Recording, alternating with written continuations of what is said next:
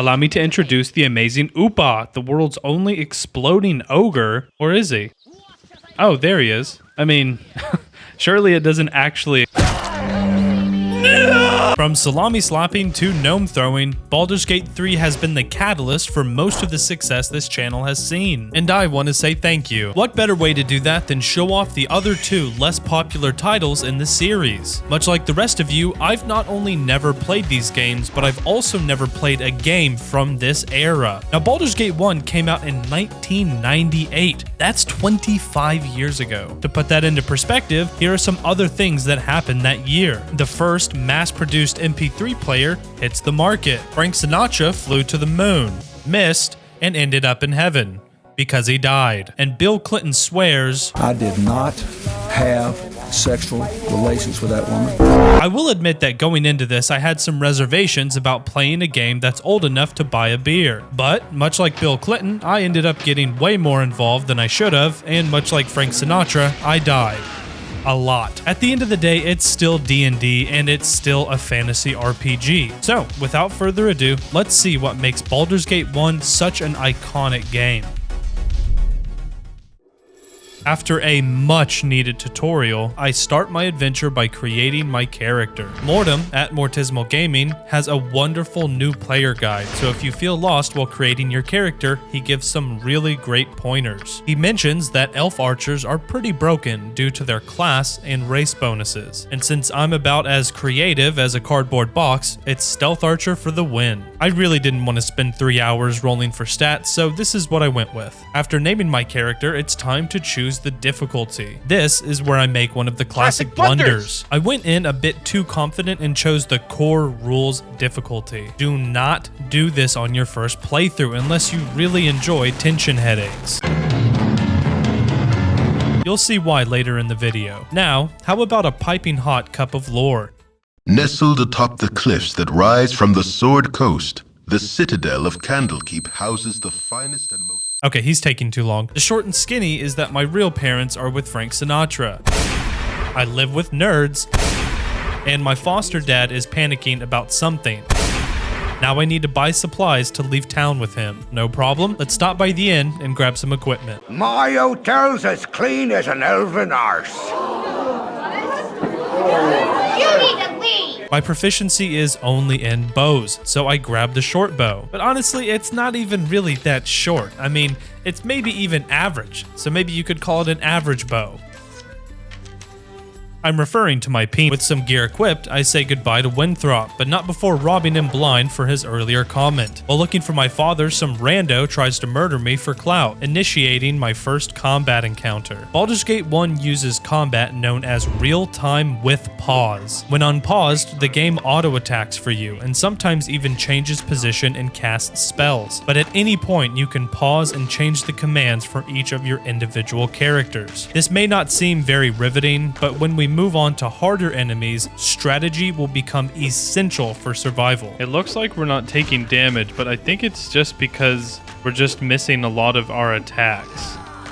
Okay, there he goes. Get wrecked, loser. I finally find my father, and for some reason he's in a hurry to get us away from Candlekeep. I think we made it literally 6 steps out of town before we're immediately ambushed by an armored figure that's definitely not Sarevok. Good voice actor. And no one will be hurt. If you Armored resist, figure. It shall be a waste of your life. What's happening? Oh, shit. He just used mirror image? Oh, he's going crazy on him. Magic missile? Bruh. Oh, he's going crazy. Get him, brother. Get him, dad. Get him, father. Damn, y'all suck. What is that, stone to flesh? Fireball? Something. Oh, Sarevok's giving him the what fur now. Man. Ooh, hang on. He's got some pretty good loot on him. Gorion did his best, but unfortunately died protecting me from this mysterious armored figure. Imoen, my childhood friend, gives me the worst condolences I've ever received. Like it was my cat that died and not my father. Regardless, I allow her to join and I officially have a thief in the party, which I find out much later is essential to play this game. Every dungeon and cave is so filled with traps, there's really not much of a choice. Before the body's even gone cold, I fight find myself pilfering the loot from my now dead dad. In the note are instructions to meet with 2 potential allies at the Friendly Arm Inn to the north. On my way, I ran into a hostile wolf that I immediately hit with a critical attack. He returns the favor and kills me in almost one hit. Thankfully, my next hit was also a critical. I continue north like the note says, and a random old man stops us for a chat. It was endearing at first, but this dude is fluent in Japanese, so let's keep moving. I finally arrive at the inn, and a man is there to greet me. After revealing my identity like an idiot, he begins attacking us. His first spell is horror and sends us panicking. With no real way to defend myself, I pick up my very first L. On my second try, I was ready for it and used Imoen's magic missiles to interrupt his casting. Once inside, I meet with Gorian's friends. They go by the name of Khalid and, oh my god, who is this? These 4 pixels are really getting me worked up. Never mind, she's married to Khalid. Our new teammates are encouraging us to head to the town of Nashkel, where to meet up with a mayor about an issue with their mine. Don't know how that's a priority over finding my father's killer, but much like a DM, the game is telling me to just do it and trust that it all ties together. Before leaving, I bought myself a brand new shiny composite longbow, then realized I don't have the strength to wield it and wasted that gold for literally no reason. I sell it back for only a fraction of what I paid and bought a regular longbow instead. On my way south, I had multiple encounters with hobgoblins. At one point, I even happened upon a family that I assume had been cut down by these heartless monsters. Even more tragic was how awful their loot was. Shortly after arriving in Nashkel, a guard informs us of all that ails this little town. They seem to be having a hard time with this iron shortage, but I'm too tired to care. After traveling for so many days, it'll be nice to rest up and prepare for my next quest. God damn it. I defeated this would-be assassin on my first try, but at the cost of Khalid. Loading back, I try again and hope for the best. There we go. Good hit. Nice. Good damage so far. Keep it going. I think they're being held, but we just need a few more hits. Okay, nice. I loot up, rest, and head to the shopkeeper next door. I've collected a few pieces of magical equipment so far, and I'm excited to see what they are. Unfortunately, they seem to only be okay, with the belt giving cold resistance and the helmet giving infravision. Once in town, I meet with the mayor, who tells us more of the troubles with the mine. He offers us a hefty sum if we're able to figure out whatever's going on. A little further, and I encounter a bald man asking for assistance in saving his friend Dynahair. This is, of course, the legendary duo Minsk and Boo. He seems convinced that his hamster, Boo, is actually a miniature giant space hamster, but honestly, he just looks like a regular hamster to me. He's a ranger? So all archers are rangers, but not all rangers are archers. Yeah, we got another party member. You can't be mad at that. Squeaky wheel gets the kick.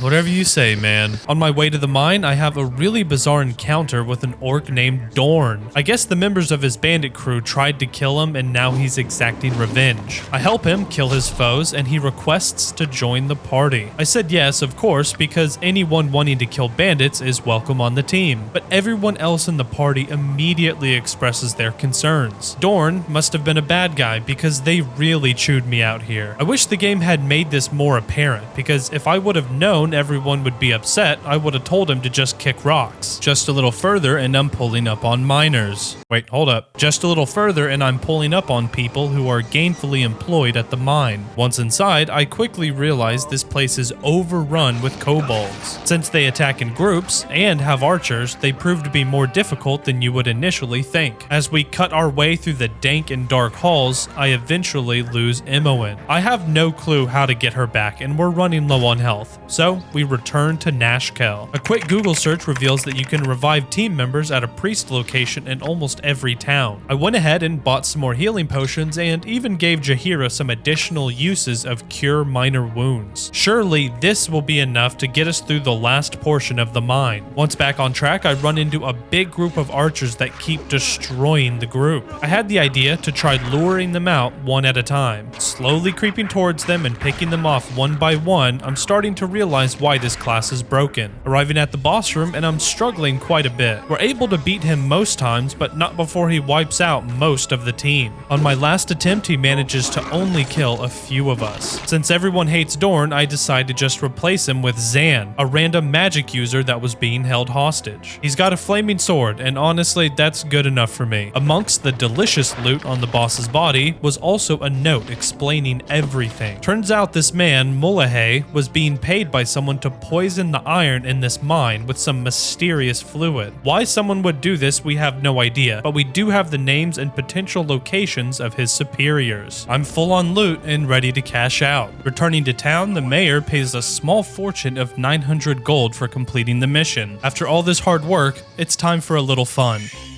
Just next door is a carnival. Surely, this will be a fun and jovial time to be had by all. As soon as I arrive, an ogre kills itself, covering me in its viscera. Then, the very first tent I enter has a man trying to kill a woman, claiming she's a witch. Yeah, no shit, man. Half the people in this world can use magic. He gives me no other option but to fight. Using horror, the entire party is scattered with no way to defend themselves. It doesn't take long after that for him to pick us apart. I struggled with this fight for a while before I realized that Minsk had a special ability called Berserk. It essentially gives him increased health and damage, which he uses to cut the mage down in seconds. In his blind rage, he actually cut down Imoen as well, which was actually kinda hilarious. Worst carnival ever. I will be leaving a bad review. While resting at the inn, I have a really bizarre dream. From the text, it seems I have some sort of dark urge inside me that wants to kill. My good nature overcomes this, and I awake with the ability to use Cure Light Wounds twice per rest. This becomes a bit of a trend in the game that I really fell in love with. As I complete more and more of the story, my innate powers seem to evolve. My next destination is the town of Baragost. As soon as I arrive, the old man appears again, revealing his identity to be the one and only Elminster. Turns out he and my father were friends, and he even knows details of my past that even I'm not privy to. I probe and ask for details, but he essentially tells me we're saving that for a big reveal later. One of the letters from the mine told us of someone named Tranzig, located at the Feldepost Inn, so that's where we're headed. As soon as I arrive, a drunkard is trying to start a fight. Instead of having Minsk play with his innards, we did a little therapy session instead.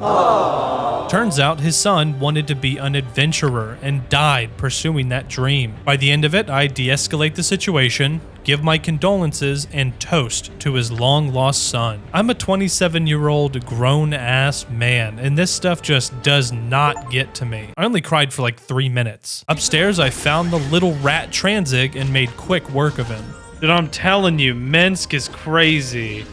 Whoa, whoa. On his body was a ring of protection, which I gave to Minsk since he's our front man. Oh look, another letter. There's a bandit camp somewhere in the woods and I need to find it. Whatever, I get it. On my way, Minsk reminds me that if we don't save his friend, he's out this bitch. No problem, we'll do that first. The gnolls at this stronghold were pretty easy, but for the life of me, I could not find his friend. Another Google search reveals that I have to stand on this one specific pixel to get her to show up. One thing I'm not crazy about is that some party members come in pairs of 2. If you dismiss one, you also dismiss the other, which means if I want to keep Minsk, I need to let Dynahair join. At the time, I begrudgingly got rid of Zan, but later I do fall in love with Dynahair as she's a much more powerful caster. After a lot of traveling, I find what can only be the bandit camp described in Tranzig's note. Turns out, enemy archers are just as overpowered as player archers. Using the same tactic as before, I'm able to draw them out one by one. I find the final boss in the big tent, and holy shit, I was not anticipating a fight of this magnitude. The close quarters mixed with the mage spells are a recipe for disaster. After many deaths, it occurred to me that if I can just burst down the mage, the rest of the fight would be manageable. With that strategy, we're able to finish the fight without a single dead party member. Butt kicking for goodness!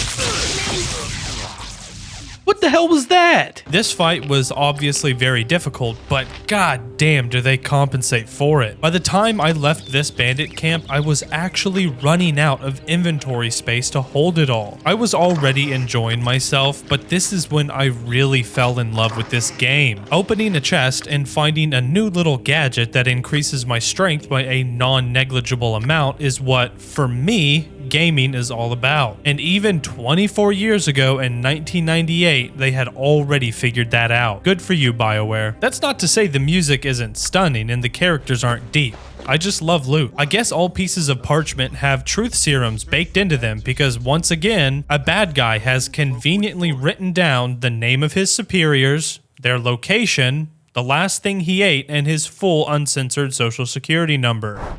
Our next stop is a mine located somewhere in the Cloakwoods. This area ended up being some of the most fun I had exploring Faerun. At one point, I came across whatever this is, killed it, and got a really cool sword from Minsk. Some druids ask for help killing a rich asshole. Of course, we say yes. I also found a wyvern nest with some dude who was like mating with them or something. I don't know what he was doing, but we killed him just to be safe. During all this adventuring, I took a little break in this cute home. Turns out, it's owned by a shadow archdruid, who, of course, we killed. His club is perfect for Jaheira. What a coincidence. A little further and I find another wyvern's nest, but this one looks like it has a gigantic dead dragon in it. After what felt like 10 more blocks of exploring, I finally came upon the mine I was looking for. The men out front looked pretty tough, but Dynahair recently learned Stinking Cloud.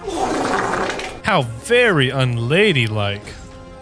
Do it again. This mine is apparently owned by the people responsible for poisoning Nashkel's iron and dispersing bandits all across the land. As I cut through each and every hallway, I'm just getting more and more loot. And once again, I almost ran out of slots and had to go back into town to sell it all. The boss at the end is just one solo mage. He moves around a lot, but he's not that tough. I find out that the mine is actually owned by a company called the Iron Throne, located in the city of Baldur's Gate. That's right, I'm finally making my way to the city. Okay, so I just let all the slaves out, and they told me to flood the mine.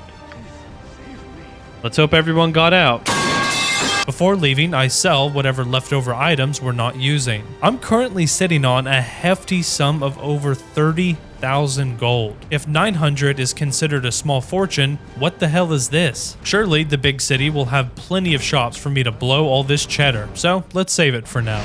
After a few days of travel, I'm finally approaching the front gate. Almost immediately, the captain of the guard stops our group and asks us for a favor. Nice try, but I'm not doing dirty work for a cop. I don't even make it 2 feet into the city before Elminster stops me to flap his gums. Want a break from the ads? I'm sure he's got a lot of important things to say about my background and events to come, but seriously, I am not reading all of this. In this first quadrant of the city, I find an abundance of homes and shops. Oh my god, they even have the Elfsong Tavern and Sorcerer Sundries from Baldur's Gate 3. How did they know? All this money is burning a hole in my pocket, but unfortunately, there are only a handful of shops in the city, and their selection of items is rather limited. Kinda disappointing. While exploring, I'm stopped by 2 assassins who say they've been hired by the Iron Throne. One of them finds me later and tells me his partner has already poisoned me, and he'll give us the antidote. We just need to remove his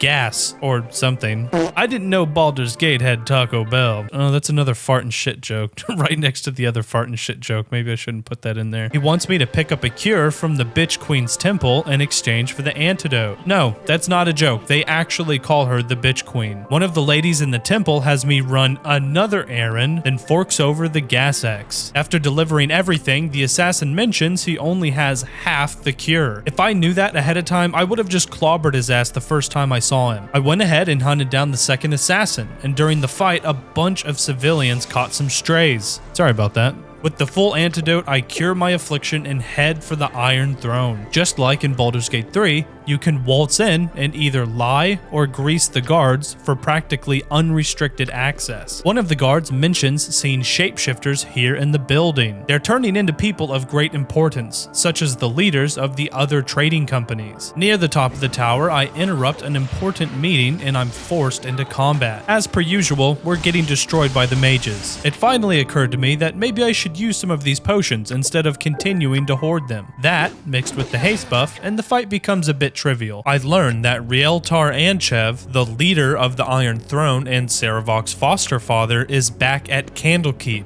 my home. Without hesitation, we rush to the keep to investigate. When confronted, I take the opportunity to just end him here and now. The fight was suspiciously easy compared to everything else we've been taking on. When trying to leave, we're arrested for Rieltar's murder. I try to explain what happened, but it's already too late. We've been set up. Before our execution, one of Gorian's old friends helps us escape to the catacombs. This place is so filled with traps, I have no idea if it would have been possible to escape without Imoen. Once back in Baldur's Gate, I find out that the prior leader of the city guard has been murdered and replaced by one of Saravok's lackeys. I escape prison again and begin searching for Saravok. I found a few of his assassins in a brothel and cut them down with little effort. A note on one of their bodies is an invitation to Saravok's appointment as Duke of Baldur's Gate. Turns out, with Rieltar dead, Saravok is now the leader of the Iron Throne. Since the throne was successful in both their misinformation campaign and sabotage of the area's iron supply, Baldur's Gate is now on the brink of war, and the only one who can supply weapons is Saravok. If he's appointed to a position of power, there's no telling what chaos might ensue. I head straight for the ducal palace and interrupt the meeting, exposing Saravok's plan and providing proof for my claims. A giant battle takes place, and right before he dies,